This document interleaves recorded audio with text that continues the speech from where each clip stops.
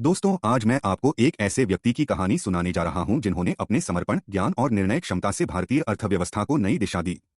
यह कहानी है शक्तिकांत दास की, जो भारतीय रिजर्व बैंक (आरबीआई) के गवर्नर के रूप में न केवल भारतीय अर्थव्यवस्था की रीढ़ बने, बल्कि हर भारतीय को यह भरोसा दिलाया कि चाहे मुश्किलें कितनी भी बड़ी क्यों न हो, उन्हें दूर किया जा सकता है।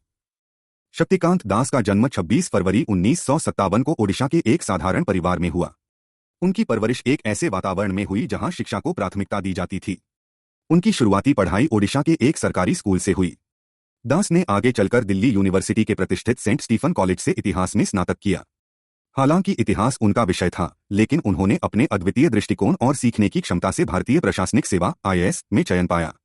1980 बैच के तमिलनाडु कैडर के आईएएस अधिकारी के रूप में उन्होंने विभिन्न विभागों में काम किया और हर जगह अपनी गहरी समझ और निष्पक्ष निर्णयों से छाप छोड़ी। वित्त मंत्रालय में सचिव के रूप में काम करते हुए उन्होंने कई महत्वपूर्ण नीतियों का निर्माण किया।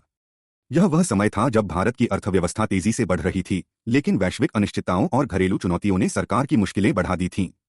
2016 में जब नोटबंदी का फैसला हुआ, तो यह भारतीय अर्थव्यवस्था के इतिहास का एक महत्वपूर्ण मोड़ था।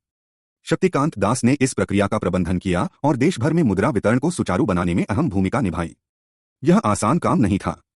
बैंकों और एटीएम की लंबी कतारें, जनता का असंतोष और राजनीतिक दबाव, इन सबके बीच शक्तिकांत दास ने संयमित रहकर काम किया और अर्थव्यवस्था को स्थिर बनाए रखा।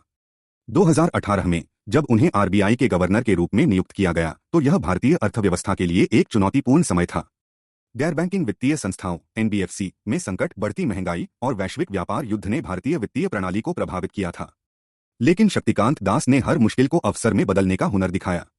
उन्होंने अपनी टीम के साथ मिलकर नीतिगत ब्याज दरों में सुधार किया, जिससे आर्थिक विकास को प्रोत्साहन मिला। कोविड-19 महामारी के दौरान, जब पूरी दुनिया अनिश्चितता के दौर से गुजर रही थी, शक्तिकांत दास ने भारतीय अर्थव्यवस्था को स्थिर रखने के लिए महत्वपूर्ण कदम उठाए।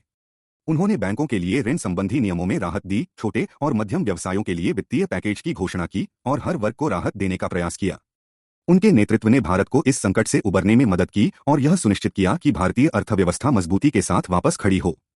शक्तिकांत दास का नेतृत्व केवल संकट प्रबंधन तक सीमित नहीं है।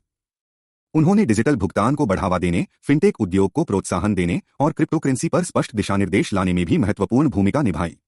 उनके नेतृत्व में भारतीय रिजर्व बैंक ने न केवल पारंपरिक बैंकिंग प्रणाली को मजबूत किया, बल्कि भविष्य के वित्तीय परिदृश्य के लिए भी तैयार किया।